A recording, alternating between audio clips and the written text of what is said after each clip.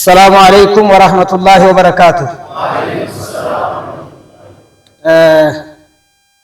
إن شاء الله من البات إني إنجدي بزوم የሚያስታውሰው ነገር የለም። አብዛኛውን ያው በተማሪዎችና በኡስታዞች አብዛኛው መልእክት ተላልፈዋል።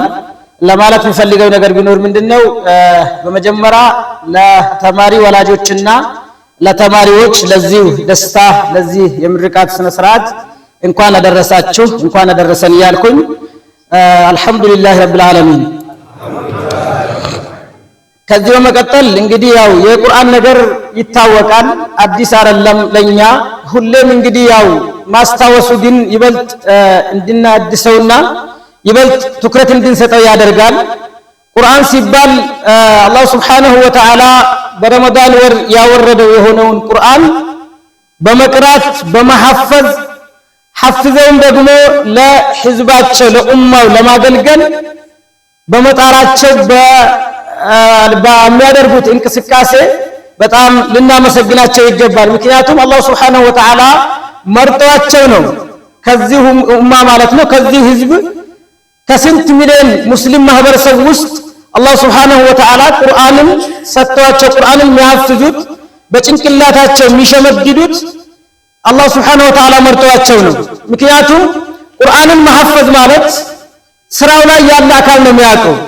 ለማሐፈዝ በጣም ትልቅ ልፋት ይፈልጋል፣ ጥረት ይፈልጋል፣ የማታ እንቅልፍ ማሳነስ ይፈልጋል፣ የቀኑን ክፍለ ጊዜ የተለያዩ ዙረታዎችንና የተለያዩ ጫዋታዎችን የተለያዩ ነገራቶችን መተው ይፈልጋል። ይህንን ሁላ ትቶ ስንት የሚያምረው ነገር የነበረ ስንት ነገር መልበስ የቻለ ስንት ነገር መብላት የቻለ ስንት ነገር መጠጣት የቻለ ስንት ቦታ ላይ መዝናናት የቻለ ግን የአላህ Subhanahu Wa Ta'ala ቁርአን መሐፈዝ አለብኝ ብሎ በዚህ ላይ ጥረት አድርጎ የአላህን ቁርአን ለመሐፈዝ ጊዜውን ሰጥቶ እንቅስቃሴ ማድረግ ማለት በጣም ከባድ ነው። ቁርአን መሐፈዝ ሲባል ቀለል አድርገን ልናየው የሚገባ ነገር አይደለም ነው። ለዛም ይህንን ኃላፊነታቸውን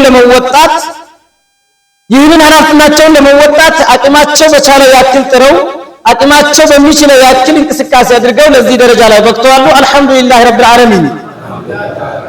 በቀጣይም እንግዲህ ምናልባት ይህ ጥረታቸው ይህ ልፋታቸው በዚህ ብቻ የሚቆም አይደለም። ምክንያቱም ይሄ ቁርአንን መሐፈዝ ማለት እንደ ዕውቀት አንድ ደረጃ ነው፣ እንደ አንድ ዕውቀት አንድ ደረጃ ነው እንጂ የመጨረሻ ጥግ ደረጃ የደረሰ ደረጃ ላይ አይደለም የደረሱት። ምክንያቱም በማድረጉ ኡማውን በመጣራት በዛም ላይ የሚለፉ ጀግኖች አላህ ያድርጋቸው። ከዚህም በመቀጠል ምናልባት ይህንን ቁርአን ለማሐፈዝ እንቅስቃሴ ሲደረግ የልጆች እንቅስቃሴ ብቻ አይደለም፣ ትልቁ እንቅስቃሴ ወላጅንም ጭምር ነው። እቺ የመጨረሻ ወሲያ ነው የሚያደርጋት። ምክንያቱም ታዳሚያን ሁሉም ከዚህም በፊት ያሐፈዙ በዚህ ከተማም ላይ ያሐፈዙ ይሁን በሌላም በዚህ በሙስዓብ ኢብኑ ዑመይር መርከዝ ላይ ይሁን በሌሎችም መራከዝ ላይ ያሐፈዙ ልጆች ሊወስዱት የሚገባ ትልቅ መልእክት ቢኖር ምንድነው ከወላጆችም ጭምር ቁርአንን መሐፈዝ ምናልባት በአንድ አመት ወይም በሁለት አመት መጨረስ ይቻላል። ላኪን ይህ ቁርአን ከራሳችን ጋር ከሐፈዙ ልጆች ይበልጥ ጋር አብሮ ለመሆን የልጆች ጥረት የመጀመሪያ ቀዳሚ ሲሆን ወላጆች ትለም አንድ መሪ ተስተላልፈዋል። ምንድነው እሱ? ቁርአን እንደ ታሰረች ግመል ነው አሉ። የታሰረች የሆነችዋ ግመል እግሮቿ እንዳትንቀሳቀስ የታሰረችዋ ግመል በተፈታች ጊዜ በጣም ትሄዳለች፣ መጀመሪያ ላይ ታስራ ስለቆየች ማለት ነው። ቁርአንንም ሁሌም የሚቀሩት ከሆነ ከራሳቸው ይኖራል፣ ልክ ግመሏ ከታሰረች ከአሳሪዋ ጋር እንደምትሆን። ቁርአንን ግን ካልቀሩት ሙራጃዓ ካላደረጉት በተደጋጋሚ ካላዩት ይጠፋል። ግልጽ ነው። አይቆም አይኖርም ከራስ ጋር የፈለገ ያክል እንኳን ቁርአን በሚቀራ ጊዜ መድረሳ በነበረ ጊዜ በሙራጃዓ ፐርፌክት ቢሆን በሙራጃዓ በደንብ አጥኒ ቢሆን እንኳን ተመርቆ ከወጣ በኋላ ይህንን ቁርአን ዞር ብሎ ማያየው ከሆነ አይኖርም ከራሱ ጋር። ረሱል ሰለላሁ ዐለይሂ ወሰለም ይህንን ትልቅ ምሳሌ ነው የነገሩን። ስለዚህ ከልጆቻችን ጋር ቁርአኑ አብሮ እንዲኖር ልጆቻችንን መከታተል ከቁርአን ማዕዱ ከወጡ በኋላ ከቁርአን ጋር አብሮ በሚኖሩበት ሁኔታ ላይ አመቻችተንላቸው ሊኖሩ ይገባል።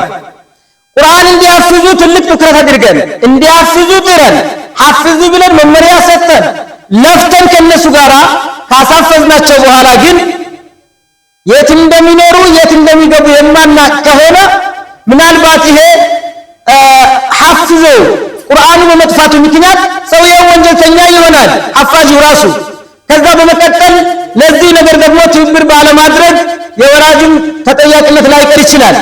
ስለዚህ ጥንቃቄ ማድረግ አለብን። በማሳፈዙ ላይ ትኩረት እንደምንሰጥ ሁሉ ካሳፈዝናቸው በኋላ በዕልም ሸርዒ እንዲኖሩ ዲኑን እንዲከታተሉ በቁርአኑ እንዲሰሩ ማድረግ መቻል አለብን። ለዛም ነው ከቀደምቶች ቁርአንን በሌሊት ሰላት ብቻ እያሰገደ በ15 ቀን የሚጨርሱ አሉ፣ በሳምንት የሚጨርሱ አሉ፣ ብቻ እየሰገደ ማለት ነው ለራሱ። በሌሊቶች በ3 ሌሊት የሚጨርሱ አሉ። አብዱላህ ቢን አምር ለአለሁ ረሱሉ ሰለላሁ ዐለይሂ ወሰለም አንድ ቀን ወይም በየ3 ቀን ነበር እንዲያከትሙ የታዘዘ ነበረው። ወላጆችም በዚህ ነገር ላይ ከፍተኛ ጥረት አድርጋቸዋል፣ ለፍታቸዋል፣ ወጣቸዋል፣ ወርዳቸዋል። አላህ ኸይር ጀዛቸውን ይክፈላችሁ። ኡስታዞችም እንግዲህ በዚህ ላይ በተለይ መርከዙ ላይ ትልቅ ጥረት አድርገው ለፍተው ወጣ ወረድ ብዙ አግኝተዋቸዋል። አላህ ኸይር ጀዛቸውን ይክፈላቸው። መቼም ጀዛአን ሰው አይደለም የሚከፍለው አላህ ነው የሚከፍለው። ይህንን ጀዛ ደግሞ አላህ እንግዲህ ይክፈላቸው ማለት ተዘጋለሁ። ወሰላሙ አለይኩም ወራህመቱላሂ ወበረካቱሁ።